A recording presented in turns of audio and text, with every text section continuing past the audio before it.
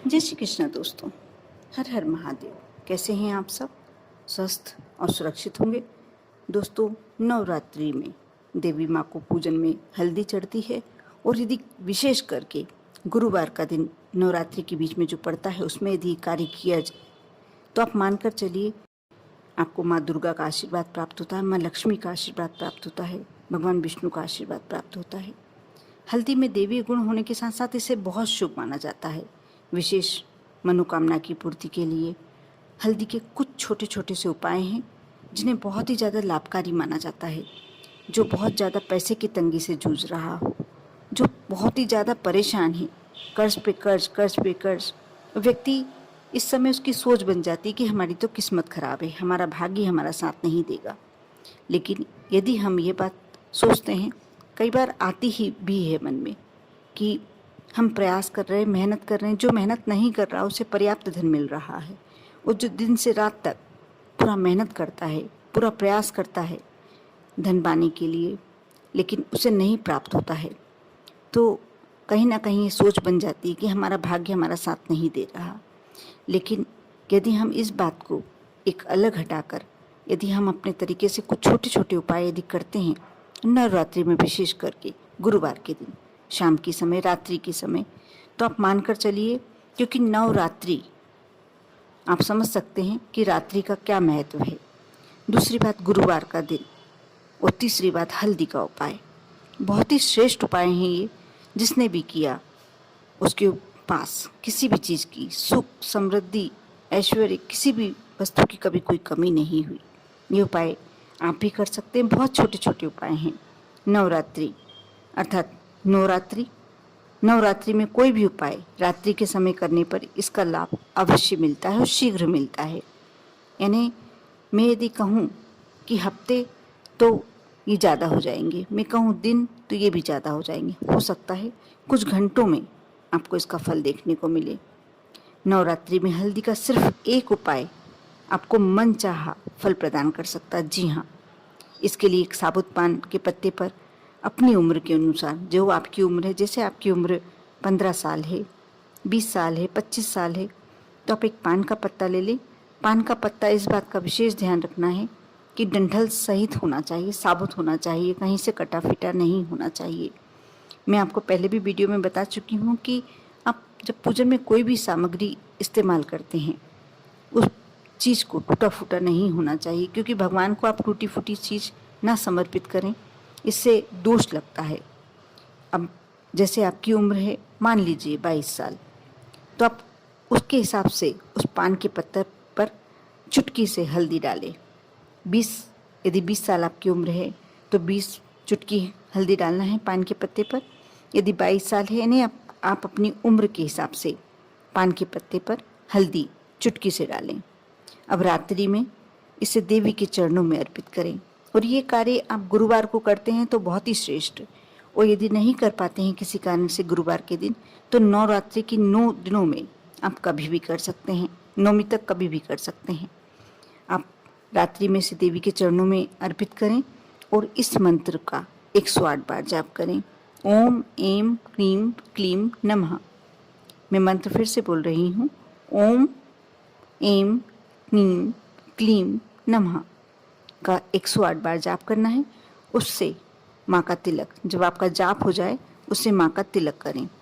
अब ये तो आपको मालूम ही होगा, जब आप ऐसे कार्य करते हैं तो आपको दीपक प्रज्वलित करना चाहिए, क्योंकि दीपक आपका पूजन का, आपकी मनोकामना का, आपकी इच्छा का साक्षी होता है।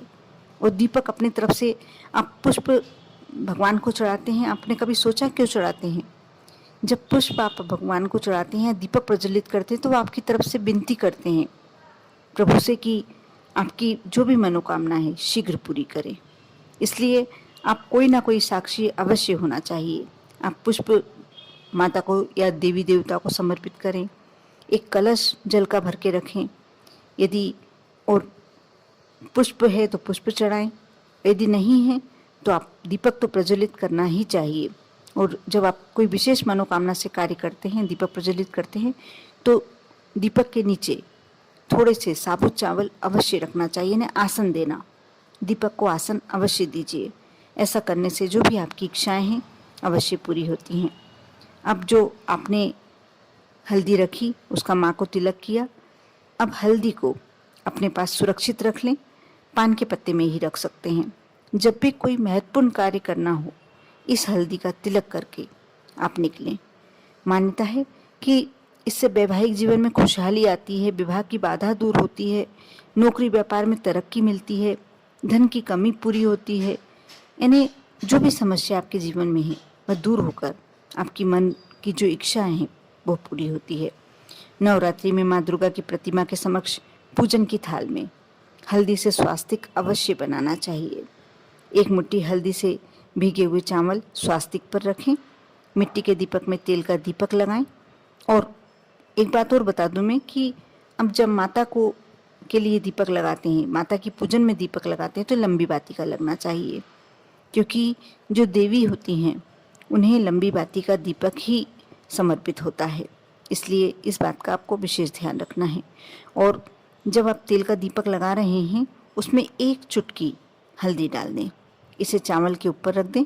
और ऐसा कहा जाता है कि इससे नकारात्मक ऊर्जा का तो नाश होता ही होता है, घर में पवित्रता आती है, आपसी में लोगों में जो परिवार के सदस्य हैं आपस में सामंजस्य बढ़ता है। और इन सब के कार्यों के आपके घर में होने से पैसे की, धन की कभी कमी नहीं होती, सुख की कभी कमी नहीं होती। इसके साथ साथ आप रात्रि में, नवरात्रि की रात्रि में माँ लक्ष्मी की पूजन का विधान है, ये तो आप सभी जानते ही हैं। गुरुवार के दिन आपको एक लाल रंग के कपड़े में थोड़ा सा केसर, यदि केसर नहीं है तो कोई बात नहीं, आप परेशान ना होइए, चुटकी भर हल्दी और थोड़े से चावल बांधकर माँ लक्ष्मी के मंदिर में आप चावल ज़्यादा लें, जिससे कम से कम मंदिर में समर्पित करें। आपको गुरुवार की रात्रि में ये रखना है। चावल जितने आपकी श्रद्धा हो, मुट्ठी भर, 2 मुट्ठी, 3 मुट्ठी, जितनी, और उसमें थोड़ी थोड़ी सी हल्दी, यदि गठान डालते हैं तो 5 गठान डाल दें, और नहीं तो हल्दी डालते हैं तो चुटकी भर हल्दी, पिसी हुई हल्दी डालते हैं तो चुटकी भर हल्दी भी चलेगी। माँ लक्ष्मी पहले तो अपने घर के मंदिर में रखें, रात भर रखे रहने दें। और दूसरे दिन यदि आपके यहाँ, आप जहाँ रहते हैं, माँ लक्ष्मी का मंदिर है तो उसमें अर्पित कर दें। यदि नहीं है तो आप दुर्गा मंदिर में चढ़ा दें और थोड़े से चावल उसमें से ले आएँ। चढ़ाने के बाद थोड़े से चावल ले आएँ, मतलब 4-5 दाने। इसे आप अपने पर्स में, अपने बैग में, अपने पैसे रखने वाले स्थान पर कहीं भी रख सकते हैं। ऐसा करने से आपके घर में धन की बरकत बढ़ने लगेगी। जैसे कई बार होता है कि हमारे पास धन तो पर्याप्त मात्रा में आता है, लेकिन अनावश्यक खर्चे, इस सब धन को कब खर्च कर देते हैं, पैसा आता है और चला जाता है। जिनके साथ यदि ये समस्या है तो ये कार्य करेंगे तो वह समस्या समाप्त हो जाएगी और इससे कभी आर्थिक तंगी का आपको मुंह नहीं देखना पड़ेगा। लेकिन ये उपाय आप गुरुवार को करके शुक्रवार को आपको ये करना है। तो ये नवरात्रि के बाद जब गुप्त नवरात्रि आती है, 4-4 महीने में, 3-3 महीने में एक बार नवरात्रि आती है, तो आप उसे फिर से करें और जो पहले के रखे हुए चावल हैं उसे कहीं वृक्ष के नीचे या नदी में प्रवाहित कर दें, पान के पत्ते के सहित। इसी प्रकार यह उपाय बहुत ही श्रेष्ठ है। नवरात्रि में आप पान के पत्ते पर गुलाब की पंखुड़ियाँ रखकर माँ देवी को अर्पित करते हैं और जो भी आपके मन की मनोकामना है वह कहते हैं तो आपकी मनोकामना पूर्ण होती है। ये भी आपको रात्रि में, देवी माँ की पूजन रात्रि में ज़्यादा श्रेष्ठकर होती है, इसलिए ये सारे कार्य आप रात्रि में कर सकते हैं। कर देखें, विश्वास बनाए रखें। विश्वास के साथ आप ये कार्य करेंगे तो आप शीघ्र ही फल पाएंगे। आप पर और आपके पूरे परिवार पर भोलेनाथ की कृपा हमेशा बनी रहे, माँ दुर्गा की कृपा हमेशा बनी रहे। ओम नमः शिवाय।